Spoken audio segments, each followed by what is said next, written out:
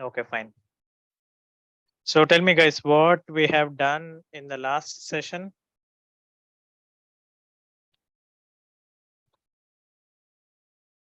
In the last session, I guess we have done with our Kubernetes stuff. And today we have to proceed with shell scripting. After shell scripting is done, we'll go to the chef tool. Okay, so that is what we are planning to do. Now, the point is why we are trying to learn the shell scripting. Any idea? Why in the DevOps? So the reason is these are the use cases why you use the shell script. So use case number one, scripting is we are basically bothering about scripting. Specifically, we are learning the shell scripting. So that is what I'm trying to tell you. Okay. Just quickly give me 2 minutes of time, guys, because I need to there. These guys are bugging me. Just I need to test the connections quickly.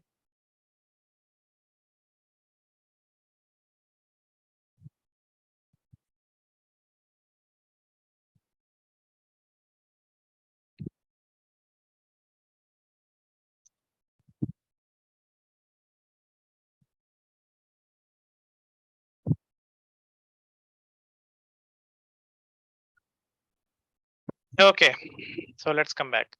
So I'll try to do that slowly activity anyways.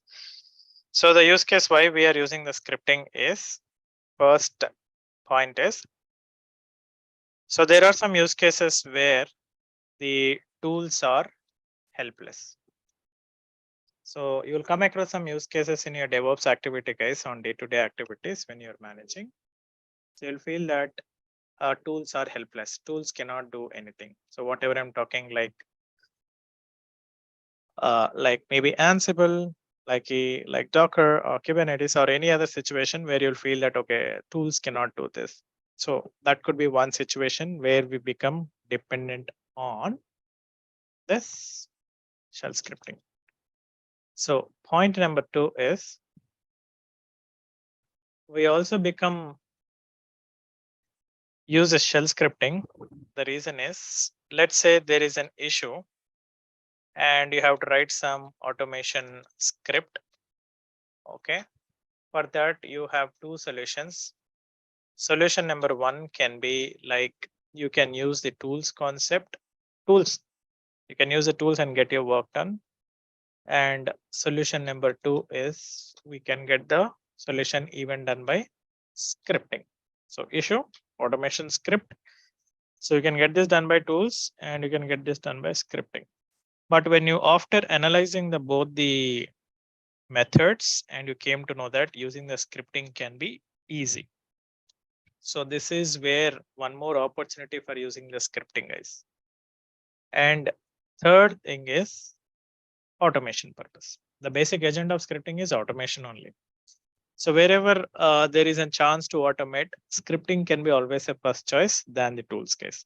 Okay, if you're very strong in scripting, so tools become second choice always. I repeat, scripting is used in DevOps basically for the automation purpose. Okay, to automate anything, this can be a first choice. If you're not using this, tools can be your second choice.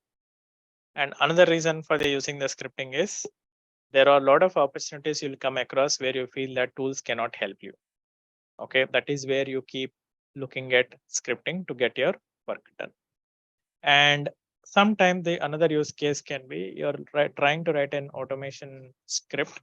You know that that can be done by tools also. You know that that can also be done by scripting. So when you analyze both the methods, you'll feel that, okay, second choice is a far better one using scripting than tools. So these are the opportunities of scripting. But you need to keep in mind the scripting meaning for an administration is different. For an administrator, he will say that I want to use a scripting for day-to-day activities which are being used regularly. I want to automate them. So this is what he will say. The person who was like, let's say Linux administrator, they also learn the scripting. Okay. or Ubuntu administrators or RHCL. So these people, if you ask what is the essence of scripting in your learning of the Linux, they talk differently. They say that in day-to-day activities, if any administrative tasks are there, which they have to perform very regularly, then they will use the script to automate it. So that is their way of answering. But for us, DevOps way of answering is only 3 methods. So 1, 2, and 3. Am I clear? Because that is how we have to see the subject from different eyes. Am I clear, Arun, Atif, Divya? So that is the role of the scripting. Okay. Now let's talk about what are the different scriptings are there. So please write this. So we have a lot of scriptings. We have VB script and we have JavaScript. We have shell scripting. We have PowerShell scripting. We have Python scripting. And we have YAML scripting, etc. The list is very extensive. Every language will have scripting. So basically, I'm talking about VB script, JavaScript, shell script, PowerShell script, Python script, YAML scripting. So currently in the market, once upon a time in the Agile, it was a demand of VB script and there was a demand of JavaScript. But when it comes to the DevOps, there is a demand for shell scripting and there is a demand for Python scripting. So this is the reason we are learning. And interestingly, as you already know, we are almost reaching to the end of the course. Visual Basic. VB means Visual Basic. So that's a Microsoft product. Okay. So coming to the concept of DevOps, in the DevOps era, or you can say in the right from, it from 2010, DevOps is, I mean to say, emerged. So in the DevOps era, shell scripting and Python are got a lot of prominence because DevOps itself, most of the tools are hosted on shell. Okay. So that is a reason. Clear? Okay, nice. Now, among this shell and Python, it's up to you guys what scripting you learn. But generally, the industry is expecting to, one scripting, at least one. That's sufficient. More than one is sufficient, guys. Got it? So if you're carrying more than one, it's well and fine. So coming to the shell scripting, because we'll bother about shell scripting. So coming to the shell scripting, we have a lot of types again. Again, a lot of types are there because based on origin of Linux operating system. So we have something called SH scripting. We have something called bash scripting. We have something called TSH scripting. We have something called KSH scripting. We have something called ZSH scripting. A lot of different types of scriptings are there, even in the shell. Under the shell itself, we have different types of the scripting. So SH, bash, TSH, KSH, and ZSH. So in our syllabus, we will be learning the bash scripting. Reason, among all the types of the shell scriptings that you have, bash is considered to be the most powerful and popular one. More than popularity, it's most powerful. So bash is the most powerful shell that we have currently in the market. So that is the reason. Now, before adventuring onto this concept, okay. So just I want to know, right? So let me open up your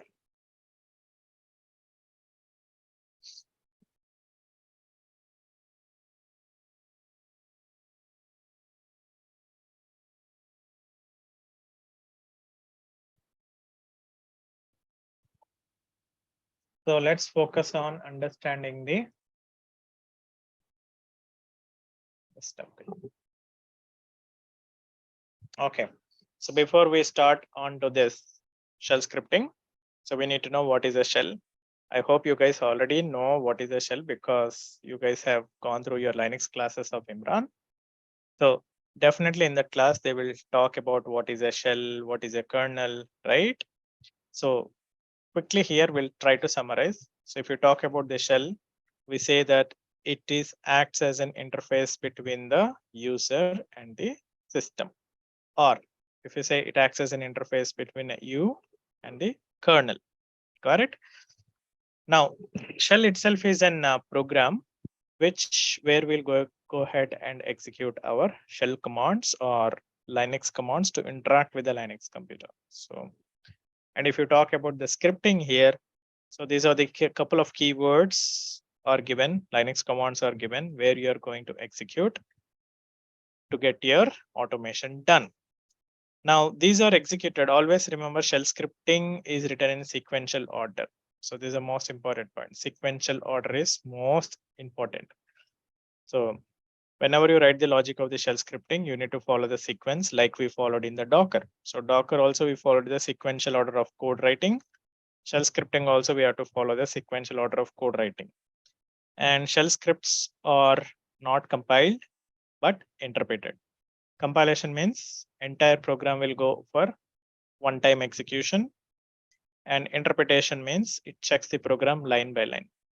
So like Docker. So Docker also follows the sequential order. Docker also follows the interpretation process. Same with the shell. Shell follows the sequential order. Shell follows the interpretation process.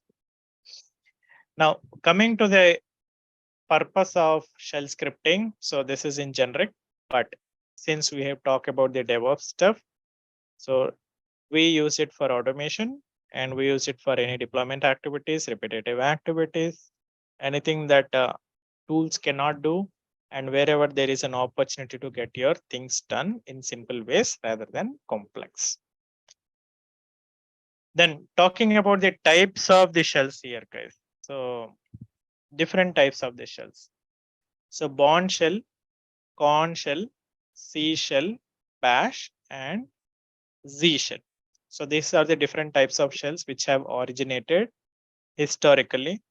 So currently only the SH and Bash and Corn and C are there in the market. Z and Z shell is almost going to close, guys. So currently its inventor is Paul, and this is not in use from almost like 10 years, guys. So you can ignore Z shell now. So Bourne shell, Corn shell, C shell, and Bash. So different types of shells are there because different promoters are there here. For example, C shell is believed by IBM. Corn shell is also believed by IBM. They are the promoters of it. SH is promoter or SH shell is developed by a person called Stephen Bond. And the same person has improvised the SH shell and brought up into the market something called Bash. This one. This shell. So let me open up in not here. If we use this, it will be far better. H. Okay.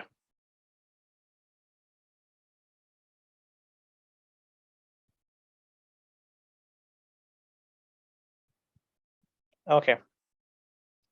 So this is what I was, this is to draw. So this is the most important shell you have to remember, guys.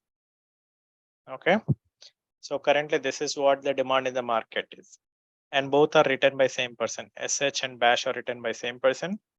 So SH is a default shell supported by the Solaris and HP UX, and Red Hat Linux is promoted by Bash. And Bash full form is Born Again Shell. Please write this full forms. Bash full form is Born Again Shell. And SH full form is Simple Shell. Okay. Simple Shell. Secure Shell, they call it as. So it's up to you how you pronounce Secure Shell or simply Shell. Now, if you want to know in a real time, guys, now from here it starts more like completely basics. So today we'll do completely basics, guys. So whenever you get connected to the server, so do not be under impression that all the shells will work. So that's a wrong impression. So whenever you connect to the servers, you need to know which shells will be working. So because every operating systems will come with some default shells installed on it. So for example, let me go ahead and create one machine for your class.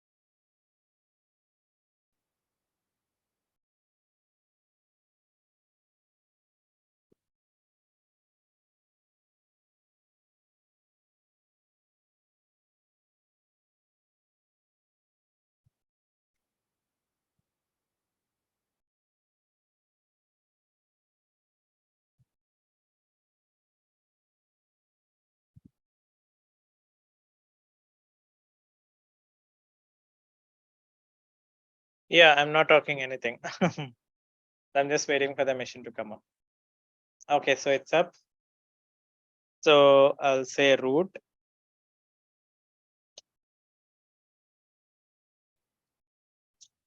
And I'll put the password.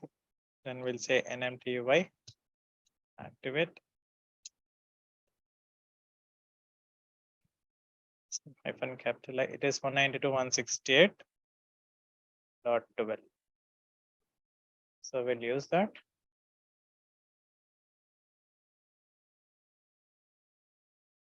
One 192.168.1.12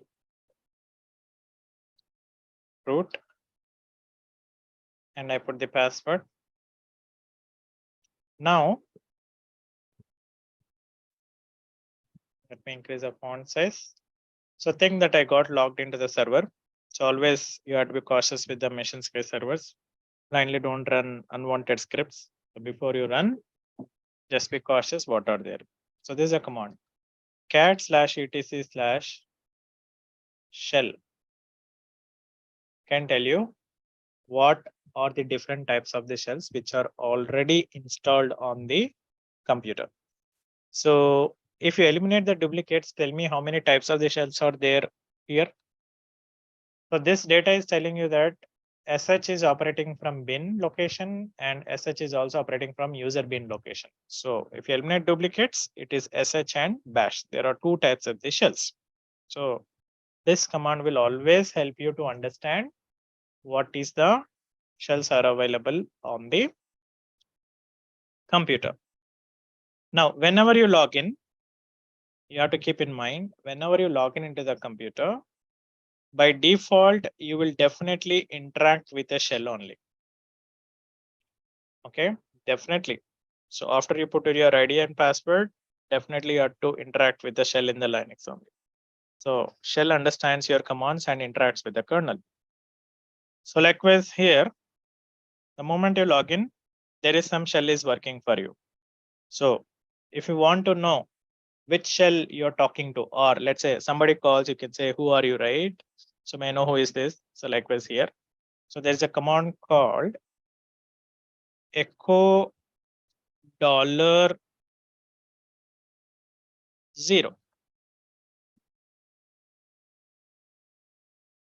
Okay. So echo $0 will tell you with what shell you're interacting currently, or something like you're on which call or to whom you're talking. You're talking to whom? Bash. Are we clear on this command, guys? So there are two shells out there on this computer, but currently I'm talking to the bash. Okay. Now, so echo $0 is helping us to understand with whom you're interacting. There is one more command called echo $shell. So what is the echo command in Linux? Echo is nothing but print. Dollar is used to call the value of a variable. So echo $shell. So this is the word. So all the kernel variables you need to type in caps only, guys. $shell. And this command will tell you as soon as login, which shell will work for you. So as soon as I log in, which shell is working for me? Bash. So what happens is any user account. So let's say Smith logged in. And if he wants to know what is the default shell that is configured for his profile, then he has to fire $shell. So echo $shell will tell you as soon as you log in, what shall be working for you, what shell you're going to interact. So something I would say this is guy receiving guy. So the moment you log in, bash is going to receive you and you're trying to interact with the bash. So that means this is a default shell. So always echo $shell will tell you what is a default shell that is assigned for your profile. So this is the right understanding. So echo $shell is going to tell you what is a default shell is assigned for your profile. So the moment you log in, I know that bash is working from me. It is not sh because that I came to know by $shell. Now let's say I want to interact with sh. So let's switch. How do you interact? How do you move from one shell to other shell, guys? You need to simply type the terminal names. Simply type the terminal names and or interpreter names. This is a column. So for sh, it is sh. For bash, it is bash. For ksh, it is ksh. For csh, it is likewise. So this terminal name, you will find it on internet also, guys. That's not a big deal. So bash and sh. So currently, I want to talk to this person. I'll say sh and press enter. See, I moved into the sh now. So I'm talking to the sh. How I would know? You just ask. Echo $0, please tell me with whom I am talking or with whom I'm interacting. It is telling that I'm talking to the sh. So tell me what is a default shell assigned to my profile. It is bash. So that means when you log in, bash will work. And currently you're talking to the sh. Am I clear on this, Divya, Nayak, Kavya, Kirti? So these are very important commands you should know, guys. How do you find the default shell? Echo $shell is a command. How do you know which shell you're talking to? Echo $0. Both are two different questions. So don't assume that they are same. With whom you are talking? $0. What is assigned for your profile? $shell. So this is what you have to keep in mind. So now I'm trying to interact with the other one, right? So if you want to come out of that shell, you have to type exit. You will come back to bash. Okay. So that is how you go into another shell and you can come back. Right now, what is the difference here? So this is one more tragedy to understand or concept, important concept is why we have a lot of shells. SH is there, bash is there, TSH are there, KSH are there. The simple reason is in Linux also we have different players. You have flavors are there. Ubuntu you have, RHEL you have. So if I take the names, Solaris you have. Solaris is promoted by Oracle company, right? They believe in SH. That's the reason we have the SH shell. For example, Red Hat, currently its promoter is IBM. So they believe in bash, right? IBM also has another brand called EIX. It is also IBM brand and they promote SH there. Okay. So we know Ubuntu from Ubuntu Foundations, right? So they believe in SH. So the concern is different technological evolutions, likewise as you saw. So they promote in different shells. But you need to keep in mind, very interesting thing is basics are same in all the shells. Any different type of way you take it, SH, KSH, Okay, bash, basics are same. Only you will see the difference in advanced concepts only. And interestingly, the advanced concepts almost again the commands will differ, but logic is same.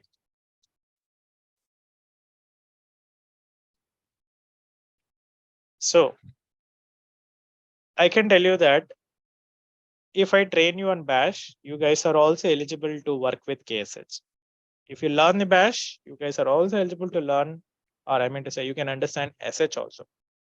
So keep in mind that if you learn one shell scripting here, one type, others also you can manage, guys. So don't think that again, if somebody gives SH or con shell, don't get scared and say that, okay, I don't know. No, you can manage it because as I told you, the basics are same. There is no difference. There is no difference at all. But only difference you'll find in advanced concept commands, little slight difference will be there. Again, the logic same. For example, in a C language, we have if statement. Everybody knows. If and else statement. Everybody knows now, guys. If statement.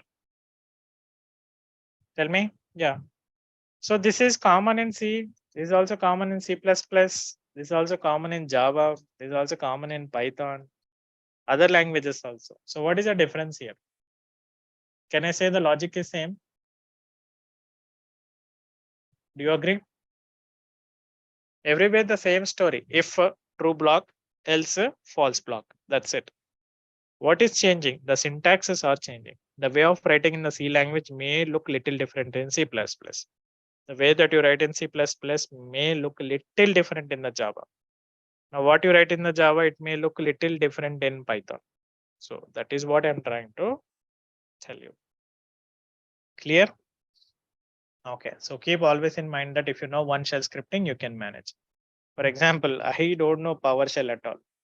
I never worked with PowerShell scripting. But in my project, whenever I get issue, so I am capable enough to debug or work with PowerShell. The reason? What is the reason? Because I'm good in the bash scripting. So I'm very good in the bash scripting. So most of the scriptings will look little same only. Okay. So I'm able to understand how it is written in the PowerShell. Here and there, if I don't know what is that, I just put that word in the Google and find out what is that. That's it. So one scripting, you can manage almost a lot of things. Okay. So this we came to know how to shift to the, okay. Now let's say on this mission, I'm planning to install KSH. Currently, I know that there is only two shells, SH and SH and bash. If I'm planning to install KSH, what I should do? So go ahead and install it. Yum install KSH.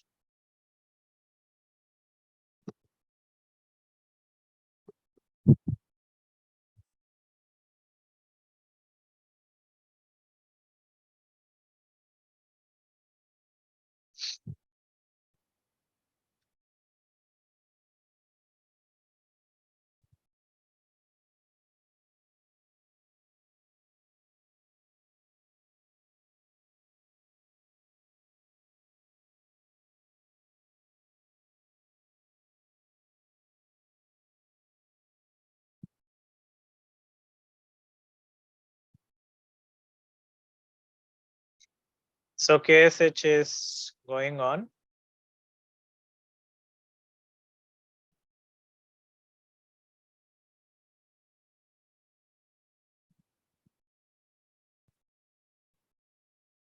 Saturday, there was no class, Arjun. On Friday, did I take the class, guys? I don't remember. I think I took. Yeah, I took the on last Friday, but not on Saturday.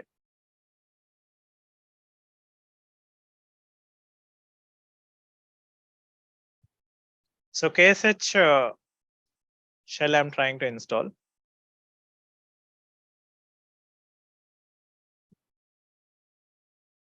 It's done. Now I want to move into the KSH. I want to talk to the KSH. So what I should do, KSH, because that is its interpreter name. And I'm going to type the interpreter name and press enter. I went in. So I'm not sure with whom I'm talking. So I'll say echo $0. You see? Clear? So you're talking to whom now? KSH terminal or KSH shell. So exit, you'll come back. So that is how we install different shells that are required for our purpose.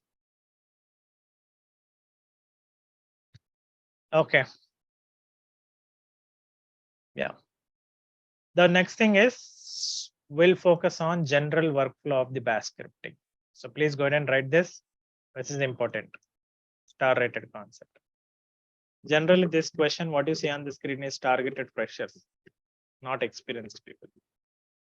Freshers, they can ask you, how do you execute a shell script? So always create a script file. You can give the any name to the file, but the extension should be .sh. Okay. Again, .sh is not mandatory. It's an optional only, but generally follow, put a .sh to indicate that that's a script file. Then write the code. Then once you written the code, save the file and come out. Then you need to check whether the file has execute permission or not. If the execute permission does not exist for a user on that file, script will not run. So we'll check whether permission exists or not. If the permission is not there, we give, and then only we execute the script. So this is the flow. So let's do one sample. So I'll go on to the internet and I'll Google it.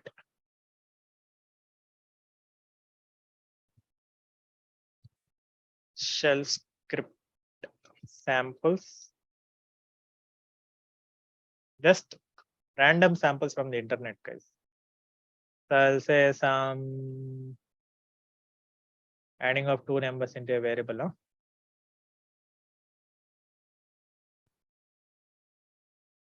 Something. Just I'm copying something from the internet, guys. So don't worry what I'm trying to do. So you can copy anything from the internet like this, like me. Copy that. Come here. Let's create one folder, our scripts, mkdir scripts, cd into the scripts and create a file. You say touch example number 1 on execution process.sh. I'll open this one and escape I. I'll go ahead and paste the code. I'm not doing any great engineering, just copy paste from internet. I'll save this file and come out. So that is what I told you. So at this point, we'll not focus on coding. The first thing is we'll need to know how to execute.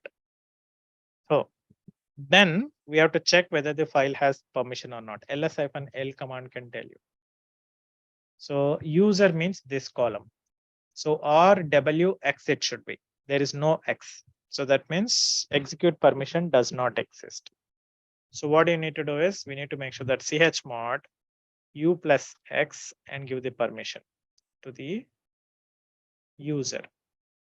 So this will help you to make sure that you get the execute permission to the user. Chmod is a command in the Linux. U means user, give X. If you put -X, it will remove. I want, so I kept plus. Now go ahead and check the permissions. Yeah, the moment you give the permission, the color of the file will change to the green. So that means we're good to go. Okay, now how do you execute? There are two ways to execute the program. First, we'll follow the standard process.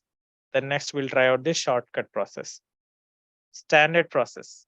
You have to type sh and type the path. Now tell me where is this file is sitting?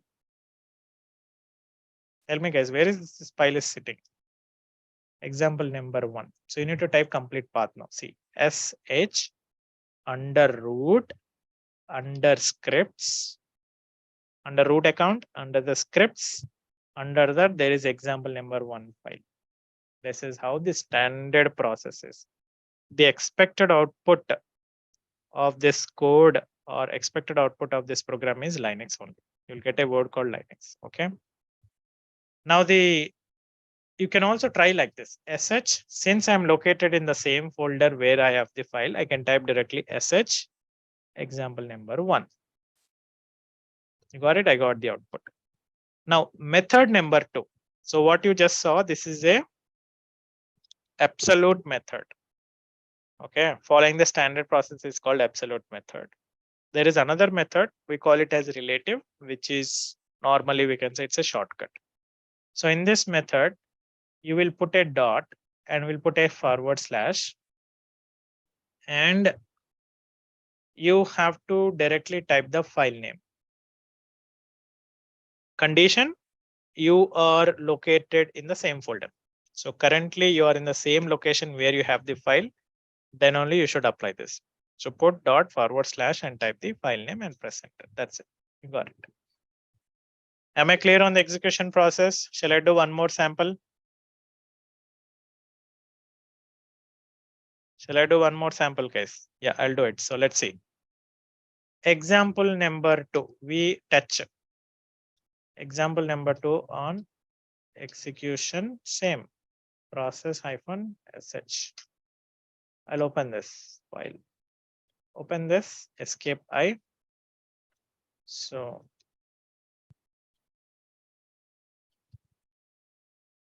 I'll say echo hello world. I'm not writing anything. Echo is nothing but print, guys. Print hello world. It will print this word on the screen. Save this and come out. Okay. Then we'll say we know that there is no execute permission for this. Then we say chmod u plus x example number 2 given. Then file will change to the green color. Now keep in mind one important point is in real time when you're executing the scripts, you need to put a sudo word. Make a habit of using sudo. Okay, sudo sh example number 2. That's it. Always attach a sudo to your shell scripts, guys. So it got executed. It said hello world perfectly. Right? Yeah. Then I can also try the shortcut. sh sudo forward slash dot forward slash. I'll type example number 2. You got it. So please take down this into your book.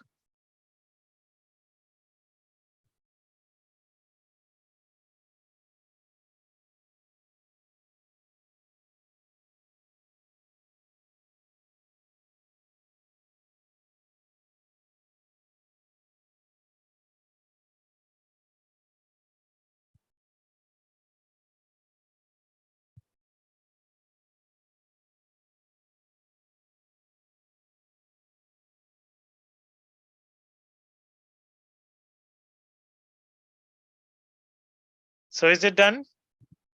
Can I move on?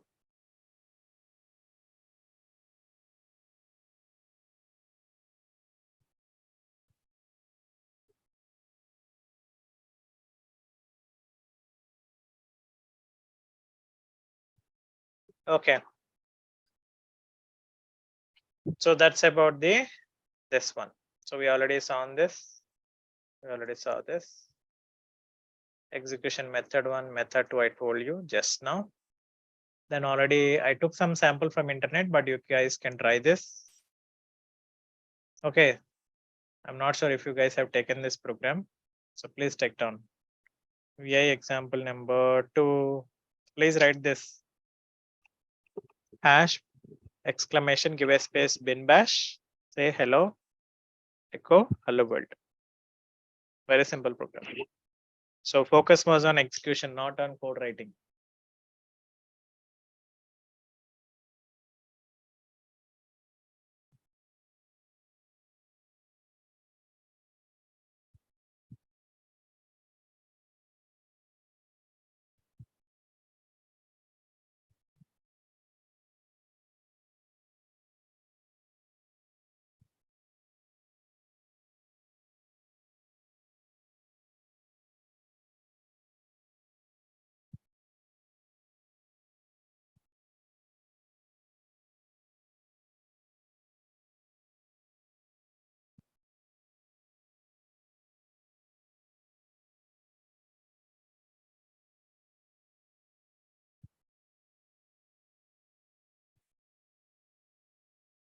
So that we'll talk shortly why we are writing.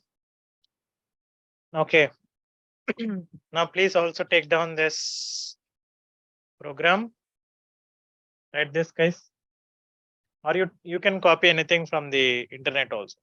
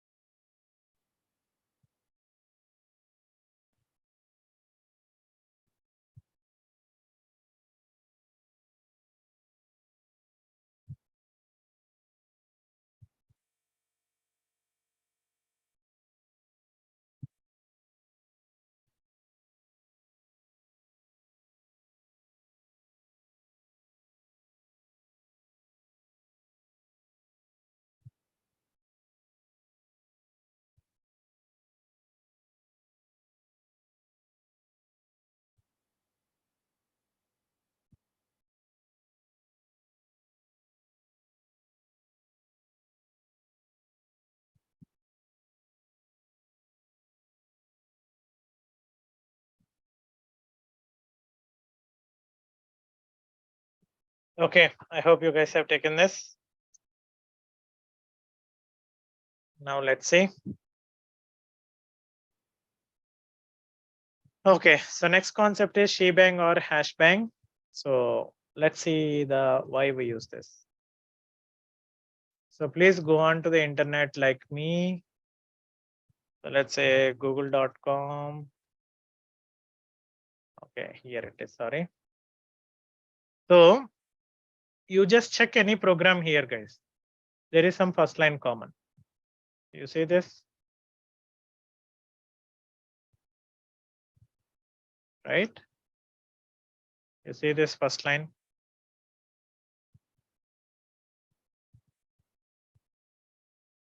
See, bin bash. And you see in this program, there is also some first line. And there is also some first line here. You just go on to the google.com and see any program you pick, it's the same story. I'm going to the another site. So here also somebody written some program. Let's pick some complex one. Okay. You see, they started with some bin bash, right? So what is this first line stuff? So any shell script, the first line starts with something called shebang. First line. So please take down that notes here. So the first line is always whatever you write that is called shebang or hashbang. Shebang or hashbang. Now, shebang or hashbang will be written in this style. We need to start with hash and we need to put an exclamation and then we have to write our value here. We have to write some value. Okay. So what is that value? We'll see now. Okay. So whatever the value that you have written, it can help the computer to understand two things. So whatever the value that you're going to write here. So hash exclamation, thereafter we'll give a space and we'll write something here. So whatever the value that you write here, it will help the computer to do two things or understand two things. First one, so that when that value can help the computer to understand what type of the scripting is used. So it will help even you also, guys, or me also. By looking into the first line, I can understand that like here, by looking into the first line, the value is, it says bin sh. You need to focus on the last word, bash. So it means bash means this entire bottom, the whatever the code is written in bash scripting, right? So let's go back to some sh scripting codes, guys, so that you will know.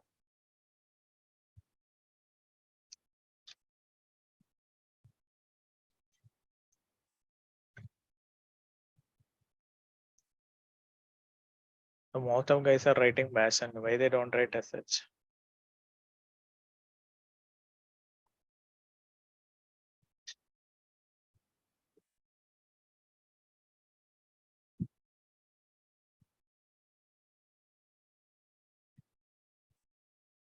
But these guys are also using bash only. Well, let me find one nice example, guys.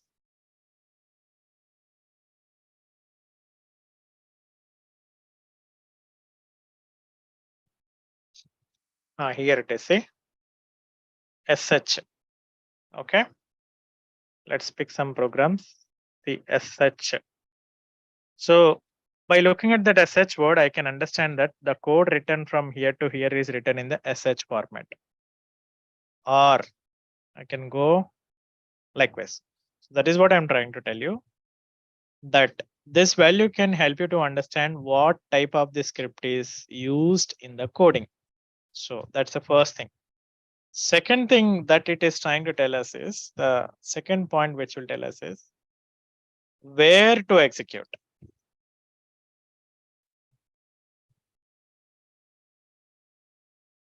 So where to execute the program. So if the value is talking about sh, so this is how the rule follows.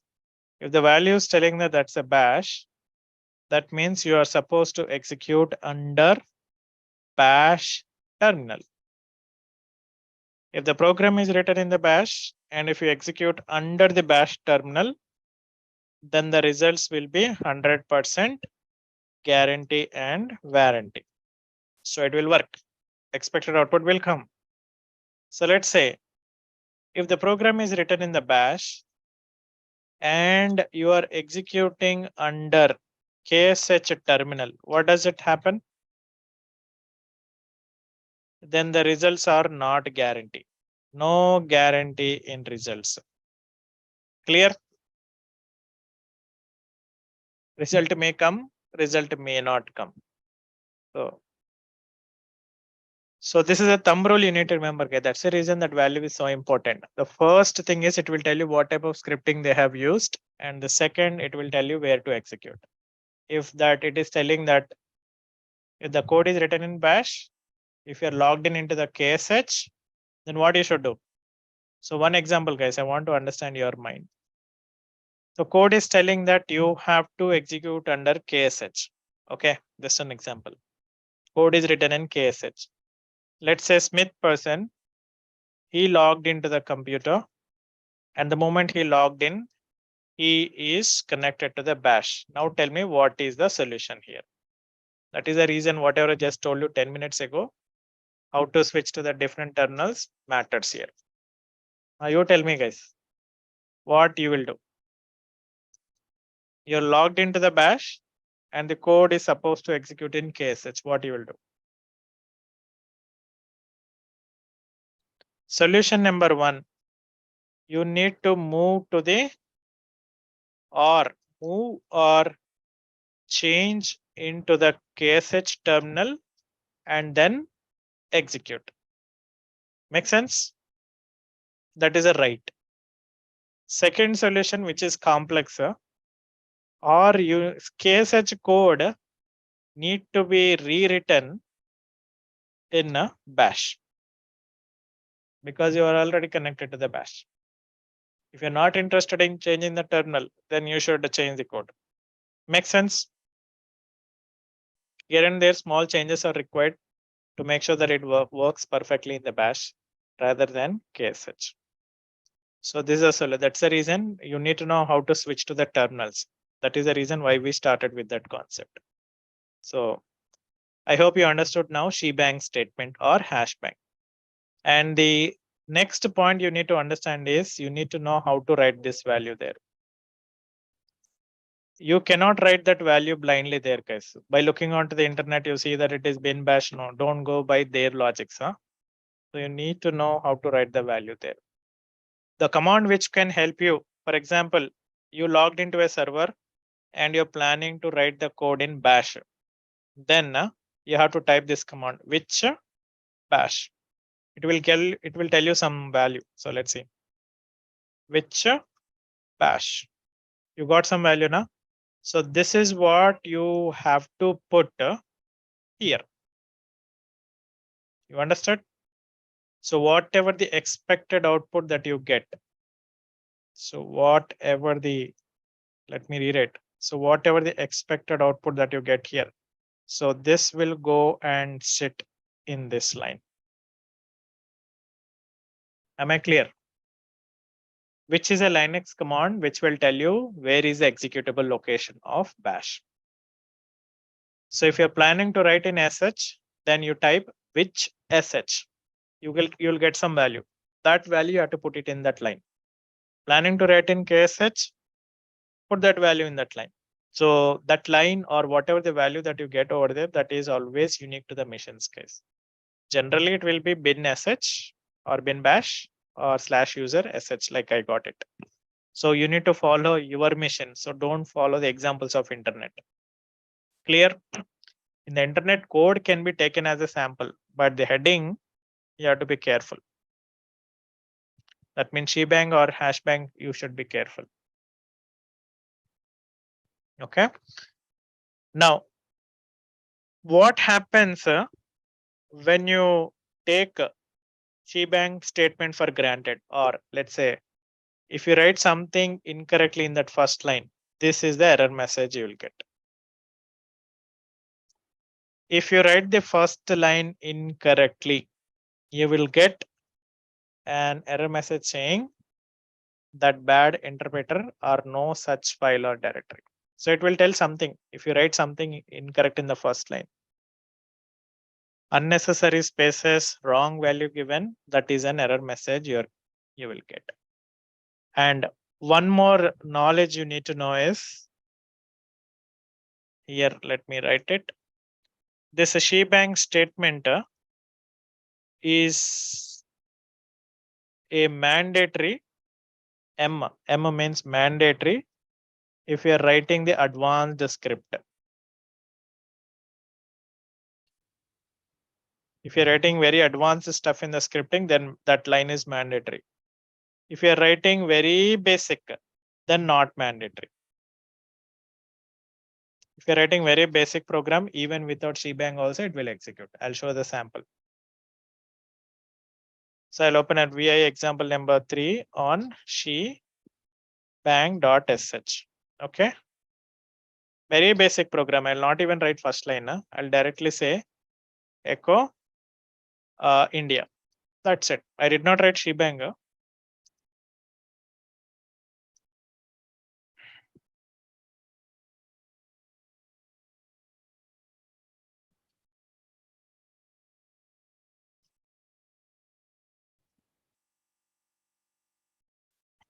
You see, I got output now.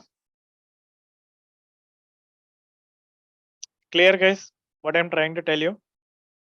So if you're following the very basic fundamentals of the shell scripting, shebang may not be mandatory. But if you're writing very advanced programs, shebang is mandatory. So as a practice, okay, as a convention or a practice, please make sure that you have to remember that in any program, shebang is mandatory. Clear? Yeah. So please take down this stuff, guys. Write this small program. This part. So which bash, whatever value that you get, and you need to put in this line. The first line always is a shebang. So we'll write one officially, then it looks good. VI example number 4. I will say again shebang only .sh escape I hash. You see how I'm writing hash exclamation, give a space. You need to give a space. And I got as bin. I think I got value as USR /bin /bash because I need to put whatever I got in the command. Then I'll say echo hello world and India. Right? This is very small official one.